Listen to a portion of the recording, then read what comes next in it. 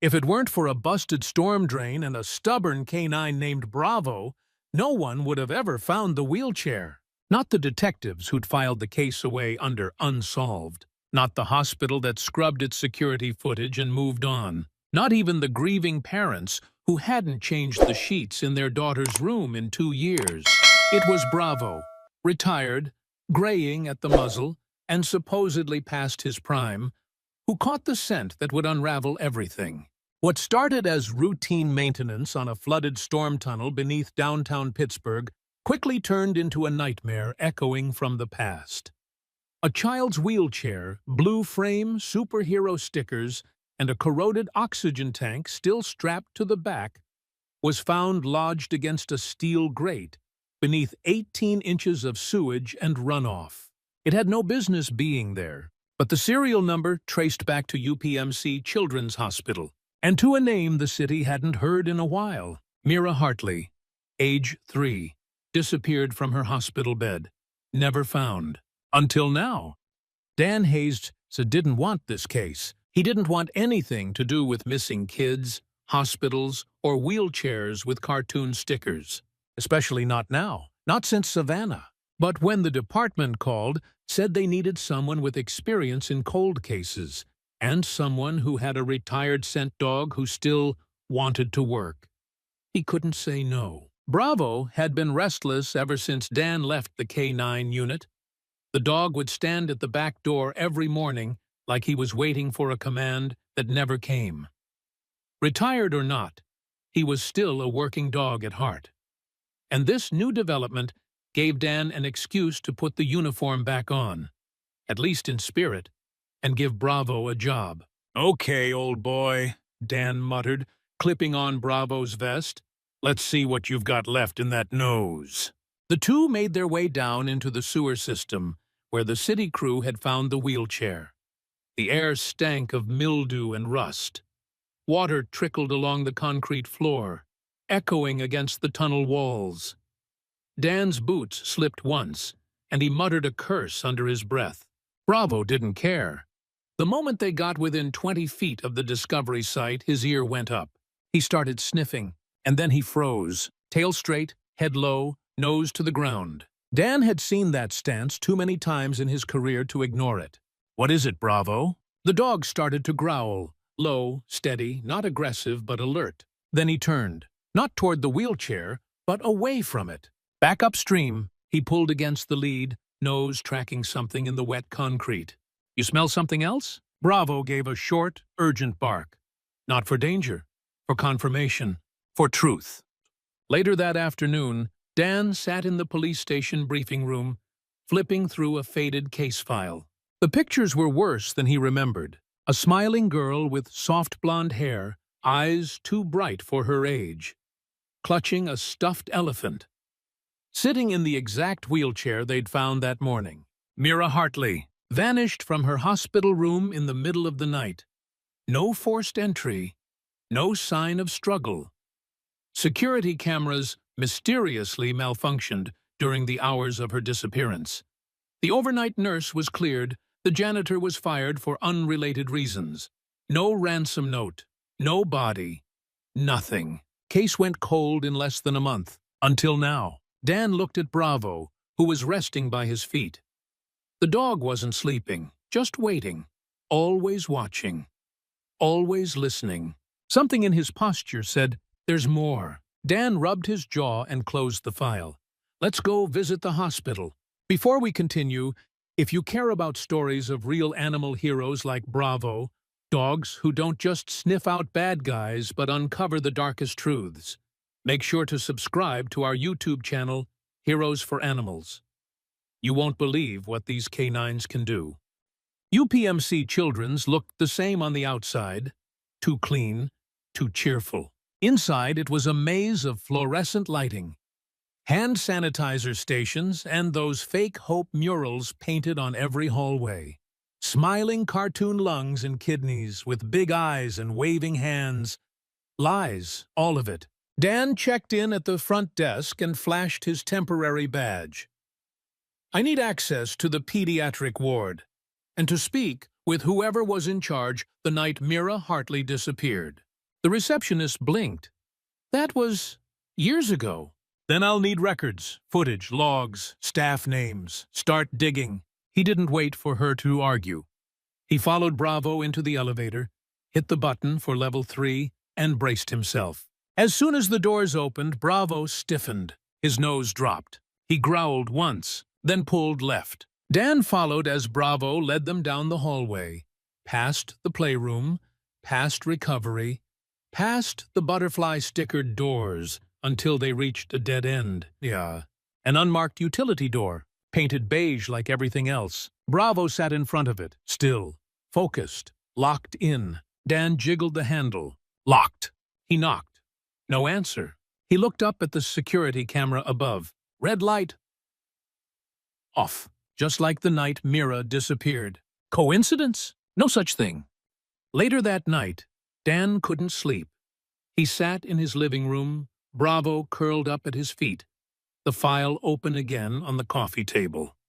Something kept gnawing at him. The janitor who got fired. The nurse who fell asleep. The doctor on call that night. What was his name again? Dr. Martin Kellner, pediatric pulmonary specialist. Good reputation. Clean record.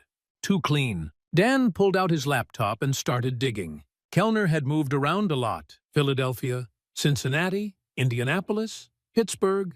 Every 2 to 3 years, he switched hospitals. Always after policy disagreements. Dan had seen that euphemism before. He glanced at Bravo, now wide awake again. Eyes fixed on the front door like he knew something was coming. Dan whispered, "What did you find down there, boy?" Bravo stood and growled.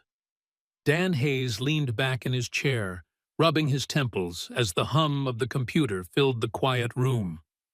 The only other sound was the soft tapping of Bravo's nails on the hardwood floor as the old K9 paced. It was past midnight, but sleep wasn't coming. Not tonight. On the screen in front of him were pages of employment history, board certifications, and public disciplinary records, all tied to one man, Dr. Martin Kellner. Dan had started with UPMC's website. It painted a picture of a model pediatric pulmonologist. Smiling headshot. Words like compassionate, trusted, experienced. But Dan had learned early in his career that the glossier the profile, the more likely something was hiding underneath. So he dug deeper. A LinkedIn page showed a neat trajectory. One job after another, always within top-tier children's hospitals. But then Dan noticed the pattern. Short tenures. 2 years here, 3 years there. Just long enough to establish trust, then gone. He started scanning medical board archives, news clippings, and archived hospital newsletters. Cincinnati Children's Hospital, 5 years ago, an administrative reshuffle. Kellner's name listed quietly in a memo. Privileges reviewed, position transitioned. No explanation. Children's Hospital of Philadelphia, 7 years ago. A temporary suspension. Reason? Failure to comply with documentation standards. Riley Children's in Indianapolis. Internal investigation. Outcome? Kellner left voluntarily. Dan leaned closer. None of the violations were ever criminal. No charges, no lawsuits, nothing that would flag him on a background check. But every place left a paper trail just vague enough to look harmless until you saw them together. Kellner was hiding something, and Bravo had smelled it. The next morning, Dan drove back to UPMC Children's. He parked near the service entrance, where hospital staff entered and exited without passing through the main lobby. It was quiet. No kids with balloons, no smiling parents. Just a concrete wall and a gray door with a keypad lock. Dan clipped Bravo's leash to his vest and got out. The canine's ears perked immediately. His nose hit the ground. "Go ahead, boy. Find it." They followed a narrow path around the back of the building, past the dumpsters, until Bravo stopped cold. He sniffed the air, then turned sharply toward a rusted drainage grate near the wall. Dan followed, crouching beside him. A faint smell of bleach, something industrial. But beneath it, Bravo growled. Dan looked up. The grate led directly into the hospital's sub-basement ventilation system, and it was wide enough to fit a wheelchair. Inside, the head of security, Barry Mullins, wasn't thrilled to see Dan again. "I already told your people everything 2 years ago," Barry said, arms crossed over his chest. "Nothing came up. It was a freak accident." A 3-year-old girl doesn't just roll herself out of a locked hospital room and disappear into the night, Barry, Dan said evenly. "I'm not here to point fingers. I'm here because we found her wheelchair in the sewer. You remember Mira Hartley?" Barry's smugness vanished. "You're serious?" Dan nodded. "And someone dumped it recently. So we're back at square one." Barry rubbed the back of his neck. "We ran every camera twice that week, except for the one in the service hallway, Zone 3. It was dead for maintenance." "Still dead?" Dan asked. Barry hesitated. "We never fixed it. Budget got pulled. But that hallway connects to the laundry chute and the lower pharmacy." Dan looked at Bravo, who was now sniffing the corridor intently. "Show me Zone 3. The hallway was narrow and dimly lit. Utility carts lined the walls. Pipes ran overhead like veins in a metal body. Bravo's entire posture changed as they approached the broken camera zone. His tail stiffened, nose pressed low. He gave a short, sharp bark. Dan crouched and shone a flashlight across the floor. Scuff marks. Faint, but there. Wheelchair tracks. And something else. Tiny animal stickers on the wall, mostly peeled, like a child had been there once, maybe frequently. Dan ran a gloved hand over the wall. He found a small piece of paper taped behind a fire extinguisher box. It was a child's drawing, a stick figure with a stethoscope and big eyes labeled Dr. Martin. Son of a... That afternoon, Dan visited the local CVS on Grant Street, where he'd heard rumors from pharmacy staff that Kellner had been seen purchasing pediatric supplies. That was unusual.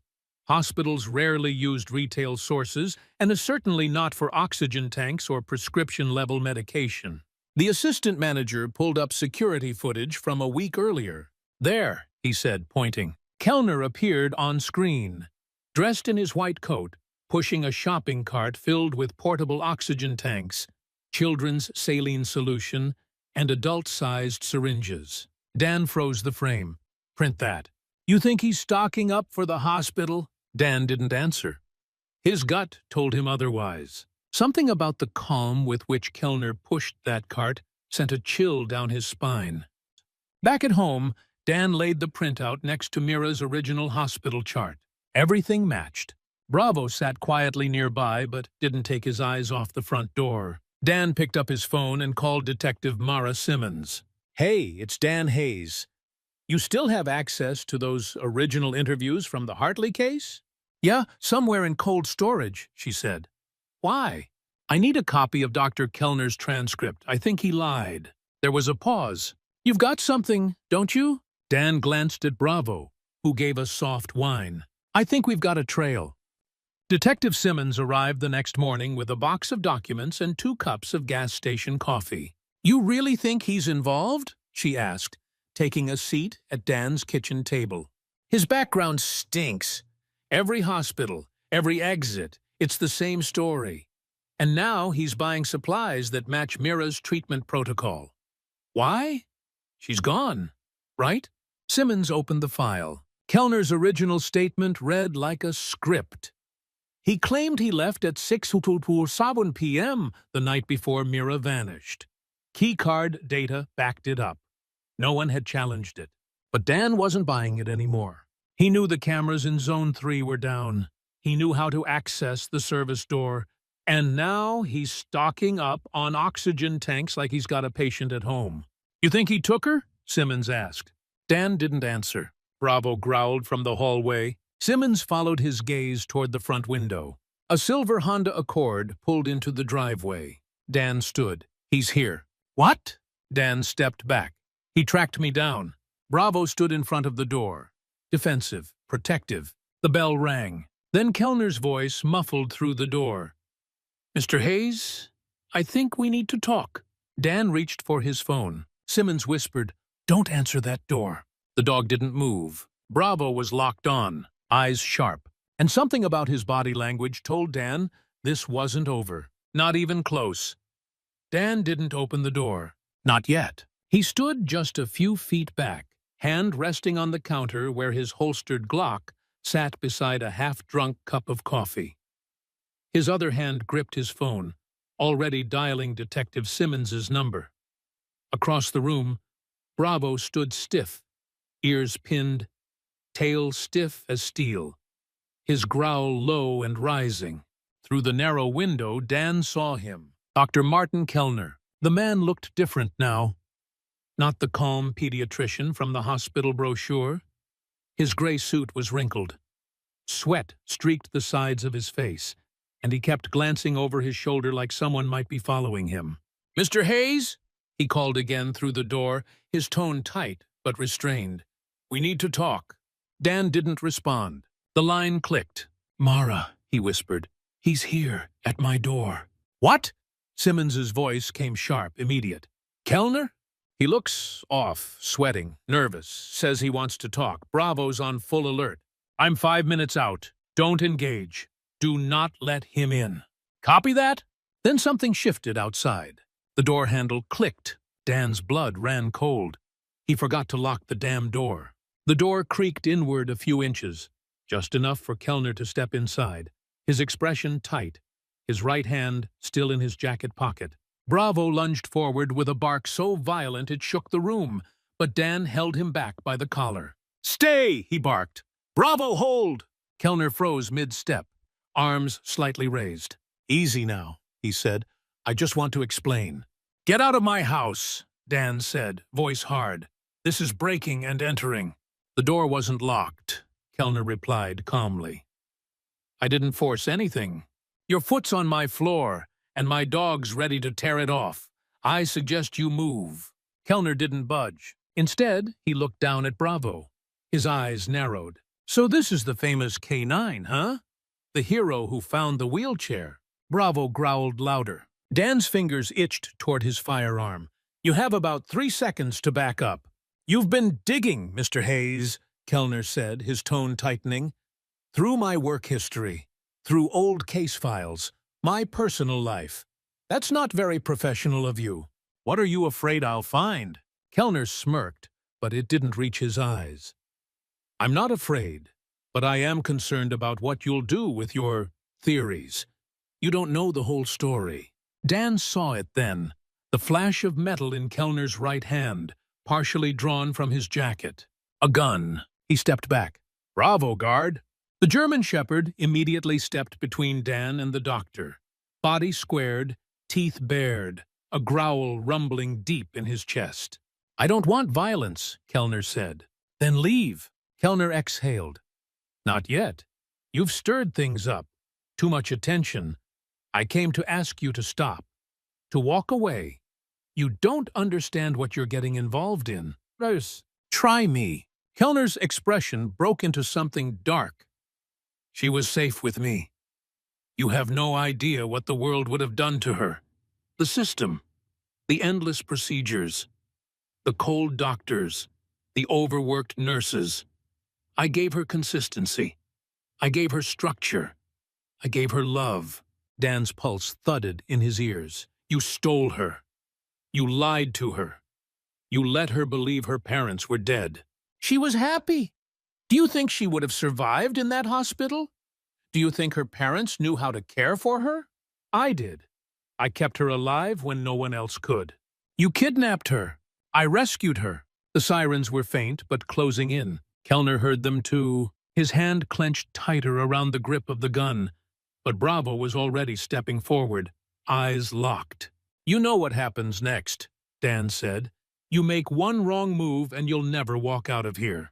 A long beat of silence. Then the gun lowered, slightly. The sirens grew louder. Outside tires screeched against the curb. Red and blue lights filled the window. Kellner's hand began to tremble. "Everything I did," he said, voice cracking, "I did for her." "You don't get to rewrite that story," Dan snapped. "You don't get to paint yourself as a savior." The door burst open behind Kellner. Simmons and 2 uniformed officers entered, weapons drawn. "Hands where we can see them!" Simmons shouted. Kellner slowly lifted both hands into the air, the pistol dangling loosely between his fingers. Bravo stood still, staring him down like the judge of something ancient and final. In the interrogation room later that night, Kellner confessed. At first, it was half-truths and justifications. He said Mira had been slipping through the cracks, that her parents missed appointments, misunderstood treatments, got overwhelmed. But when Simmons pressed, when Dan mentioned the child's drawing taped behind the fire extinguisher, when Bravo barked at the very mention of the hospital's service hallway, Kellner unraveled. He admitted he'd taken her. He'd seen her alone in her room one night. The nurse had fallen asleep. The cameras were out. He made a decision. He said she trusted him, that she smiled when he wheeled her down the back corridor. He told her they were going somewhere better. She didn't resist. Dan's fists clenched beneath the table as he listened. Kellner kept her in a cabin in the Laurel Highlands, outfitted it like a mini hospital room, brought her medicine, told her parents had died, that he was the only one who truly cared. "She calls me Daddy now," he said. Dan stood up then, without a word, without even looking at the man again. 2 days later, a tactical team raided the cabin. Mira was alive, 5 years old now, pale, thin, wearing an oxygen tube and holding the same stuffed elephant from her hospital photos. She didn't speak much at first. She asked for Dr. Martin. She cried when he didn't come. Bravo was the only one she allowed near her without flinching. She reached for him. He sat beside her bed for hours, head resting near her tiny legs, as the trauma specialists gently assessed her condition. When she finally spoke again, it was to him. "Are you the brave dog?" Dan watched from the hallway, and he cried. Kellner was charged with kidnapping, endangering the welfare of a child, impersonation, and multiple counts of abuse. The evidence was overwhelming.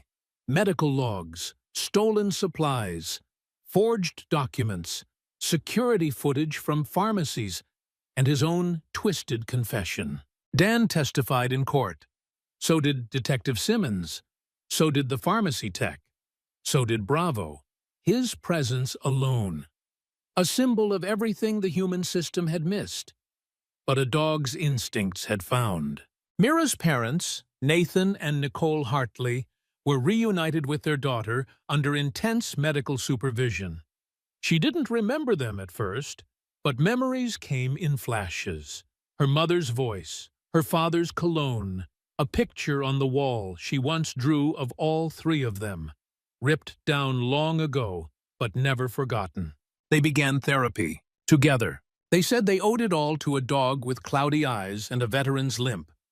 Weeks later, Bravo was awarded the Medal of Honor for canine service by the Pennsylvania State Police. At the ceremony, Mira placed the medal around his neck herself. He licked her face and wagged his tail like he knew what it meant. Because he did. Dan knelt beside him, whispering softly, "You did good, partner.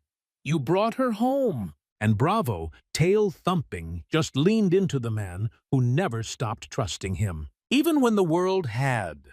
The pediatric ICU at UPMC Children's had always felt cold to Dan Hayes, too sterile, too quiet. Even with soft beeping monitors, pastel murals of giraffes and butterflies on the walls, and lullaby music playing faintly overhead, the place still carried that faint scent of antiseptic and sadness, like it tried too hard to pretend it wasn't a battlefield for sick kids.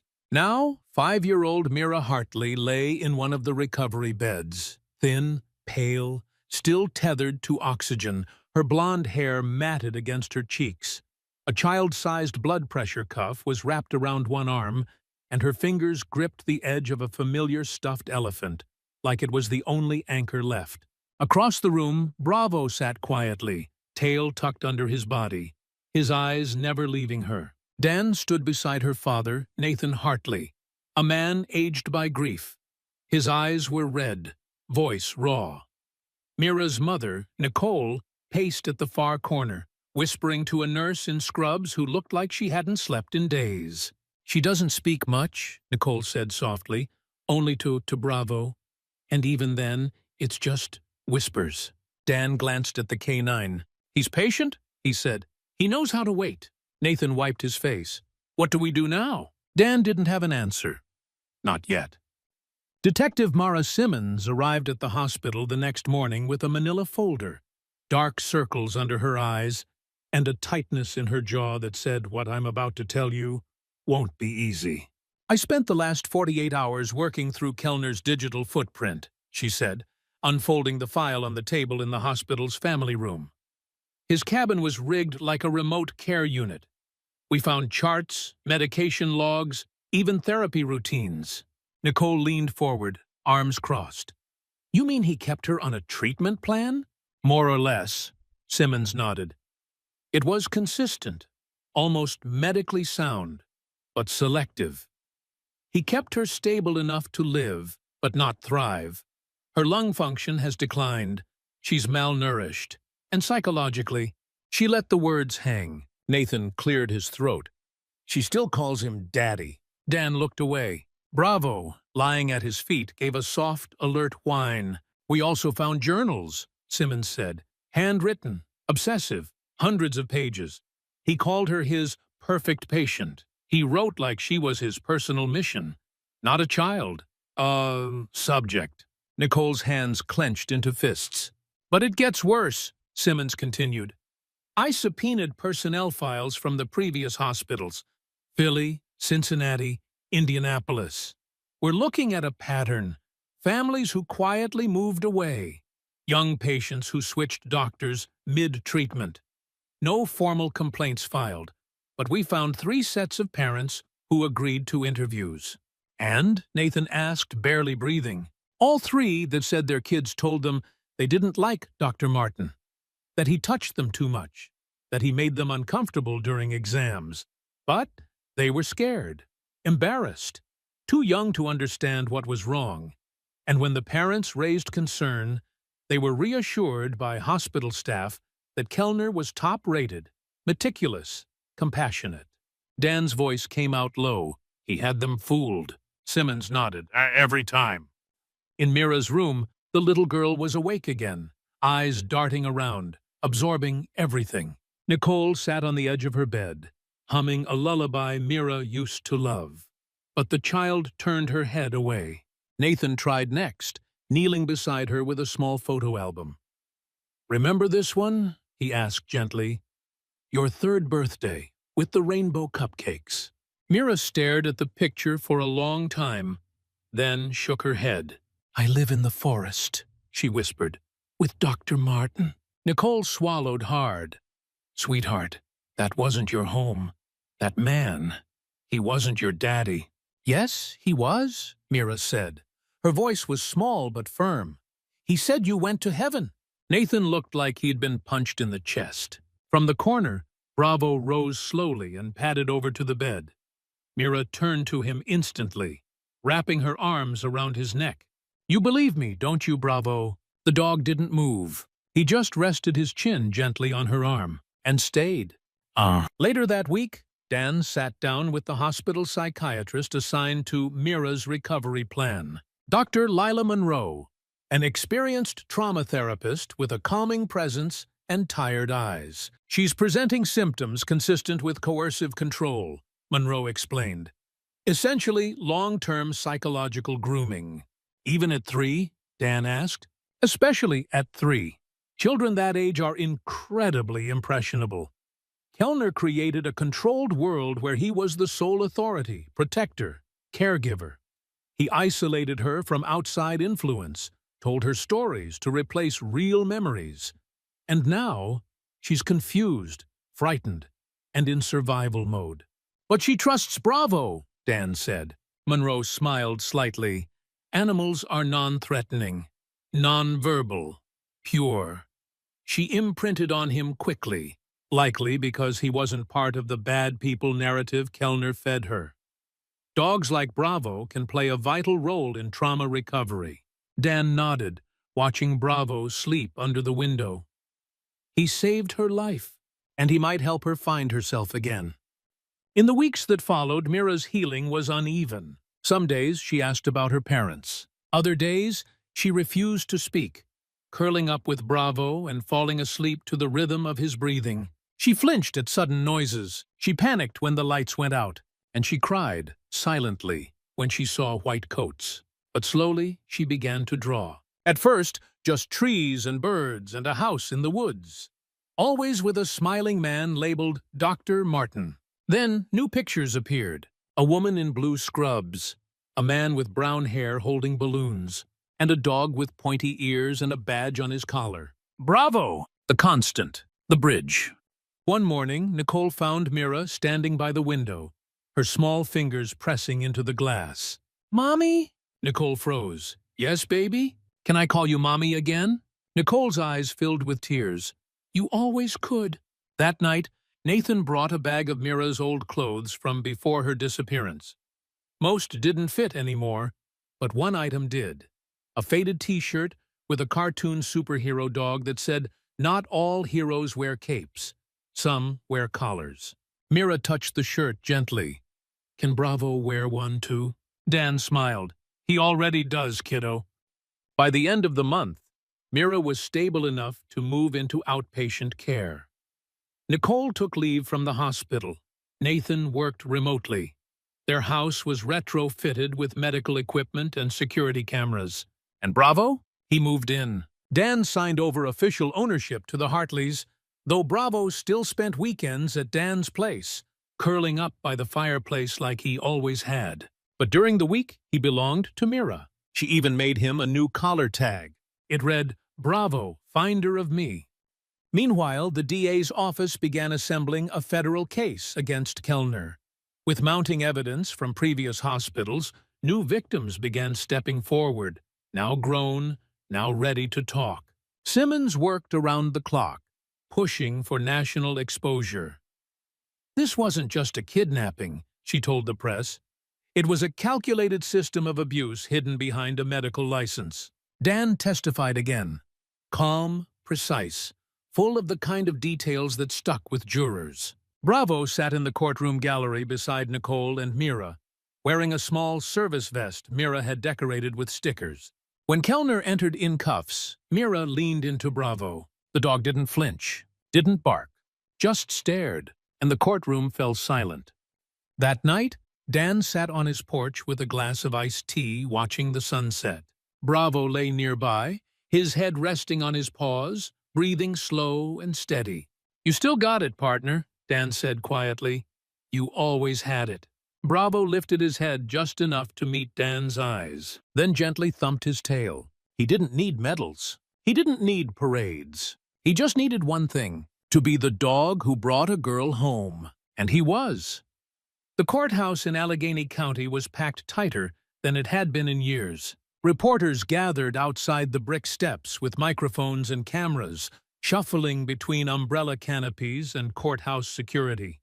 Inside, the wooden benches in the gallery were full of reporters, child advocates, law enforcement officials, and silent observers, many with tear-stained eyes, clutching tissues or holding hands. The people weren't there for headlines. They were there for Mira Hartley, and for the man who stole 2 years of her life, Dr. Martin Kellner. The moment he was led into the courtroom in a charcoal suit and shackles, a cold hush swept through the room. Sitting in the second row, Dan Hayes kept one hand resting lightly on the back of Bravo, who sat poised and alert, ears forward, tail flat. Beside them, Nicole and Nathan Hartley held each other's hands tightly. Nicole stared straight ahead. Nathan's jaw clenched. In the front row sat Mira, dressed in a pale yellow sundress with a light cardigan. Her hair had grown longer and was brushed neatly. She clutched a plush version of Bravo, one she'd picked out at the toy store herself, and rested her feet on a folded hospital blanket beneath her. She was 5 years old, and today she was the bravest person in the room. The prosecutor, ADA Caroline Mercer, opened with clarity and conviction. "For over 2 years," she said, "a little girl was stolen, physically and psychologically, by the one person trusted to heal her. Dr. Kellner used his credentials not only to gain access to a vulnerable child, but to create a reality where he became her entire world. Her voice was steady, unshaken. "We will show you his pattern, his past violations, his manipulative tactics, his obsessive control. And we will prove, without a doubt, that this was not an isolated mistake. It was methodical, it was monstrous, and it demands justice." Dan saw Kellner flinch slightly when the word monstrous landed. He wasn't used to hearing himself described that way, but he was about to hear much worse. The first few days of testimony focused on timeline reconstruction. Simmons took the stand, outlining the discovery of Mira's wheelchair in the storm drain, the forensic evidence from the cabin, and the inconsistencies in Kellner's keycard alibis. Dan followed, explaining how Bravo's scent detection led them to areas the original investigation had missed.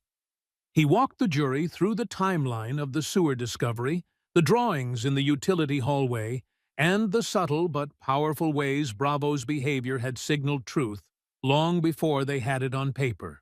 "It wasn't just a hunch," Dan said. "It was instinct, pure, trained instinct. He smelled what nobody else could see." The jury listened. They weren't just hearing the facts. They were seeing the holes in the illusion Kellner had built. Then came the families.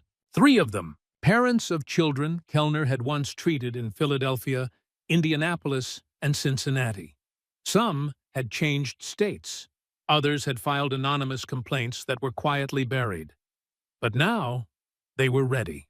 Their children were older now, some in high school, some in college. But they remembered.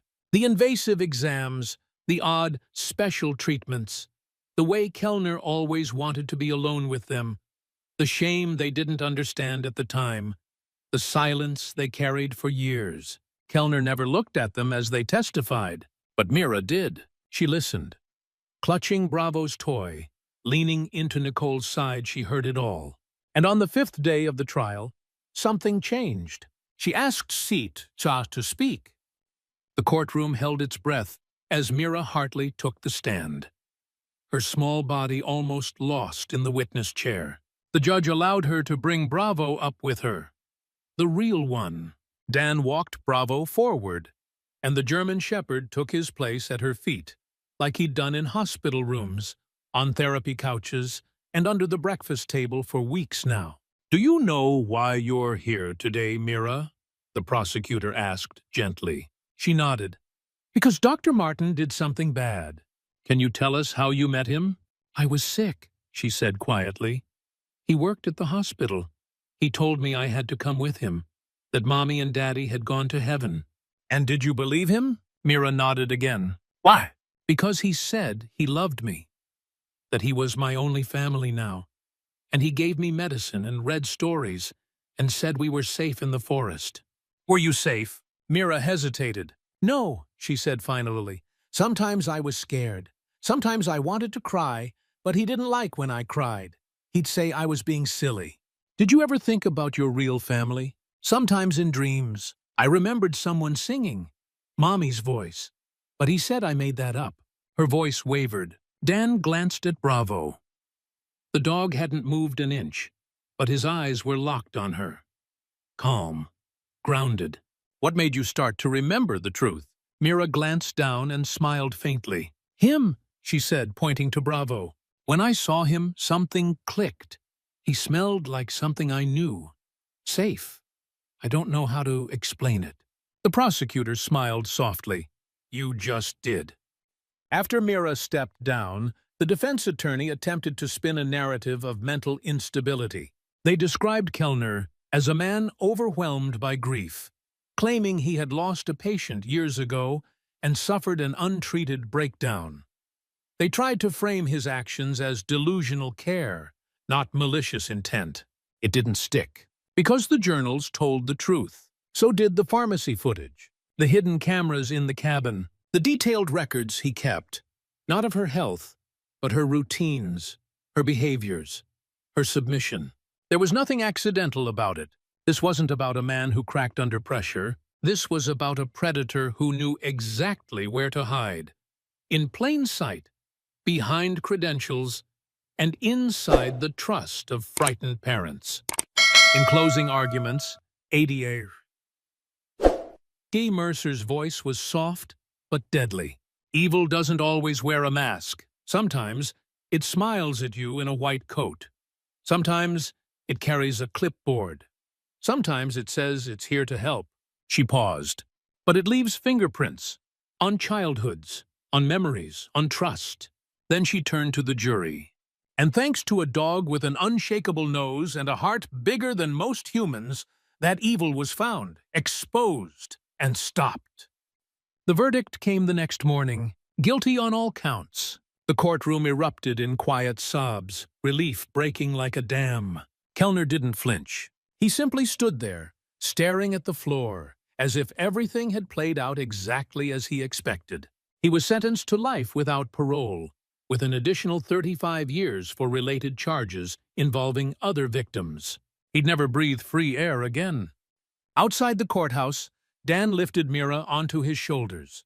Bravo walked proudly beside them, wearing his custom service vest embroidered with the words, "I found her."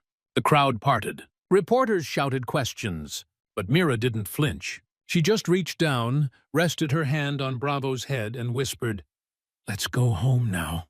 Dan looked to the sky, blue and wide and peaceful, and finally let himself breathe. The worst was over.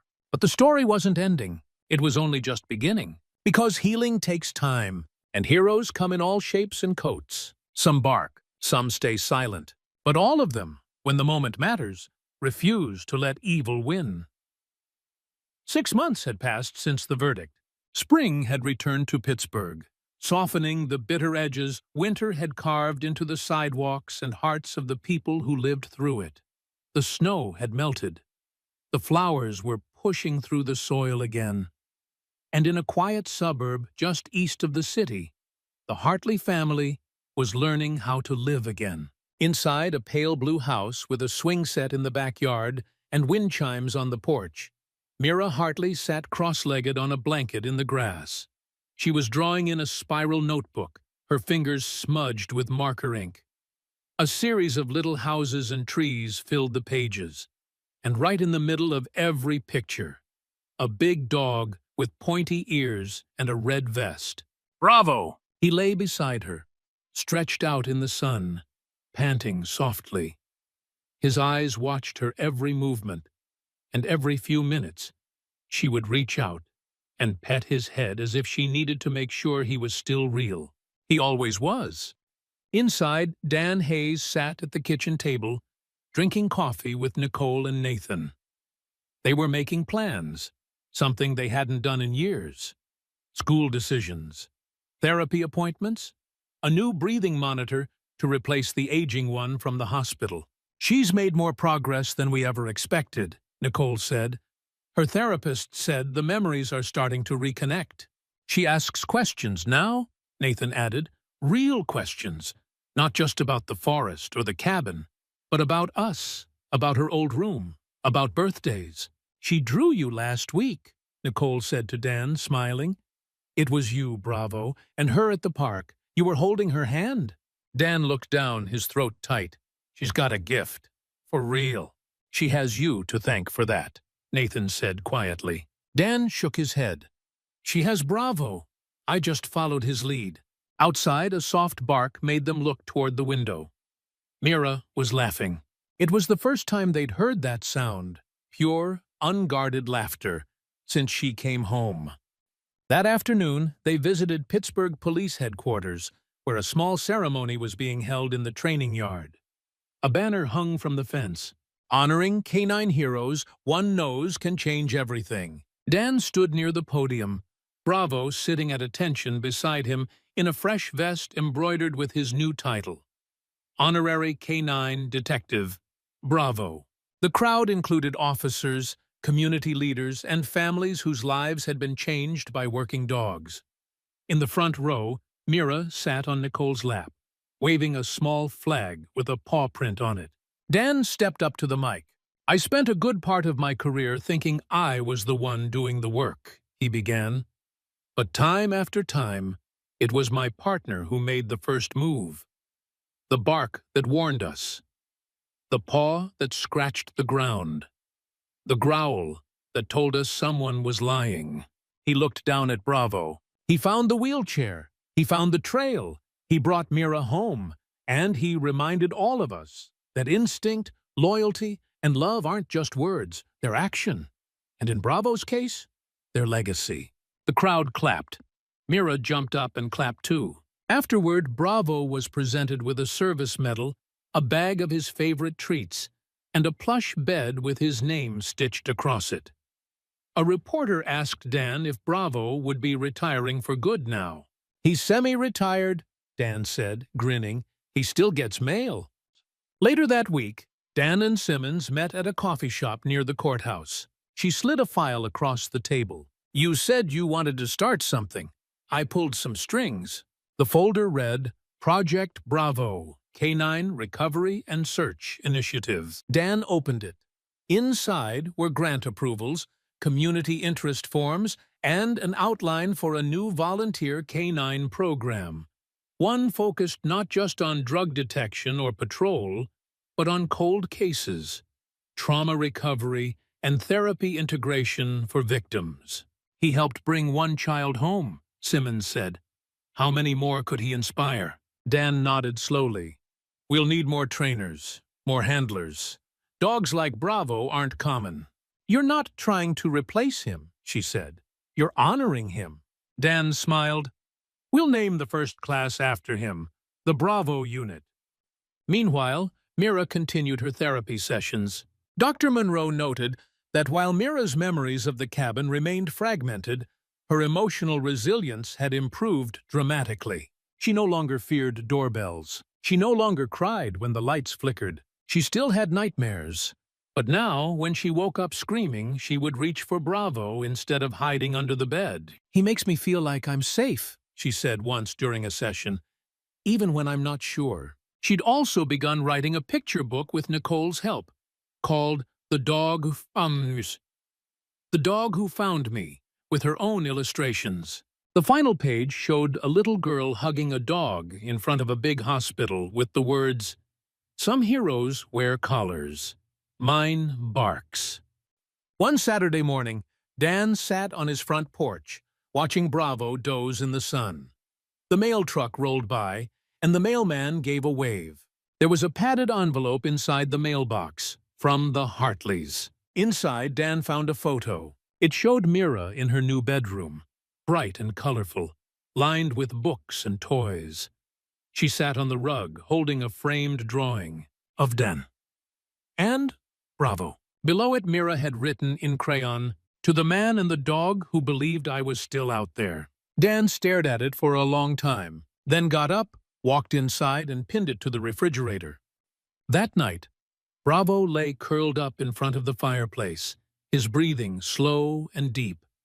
His back legs twitched as he dreamed, probably about squirrels or bacon or maybe even the woods where he found the first scent that changed everything. Dan sat beside him, scratching behind his ears.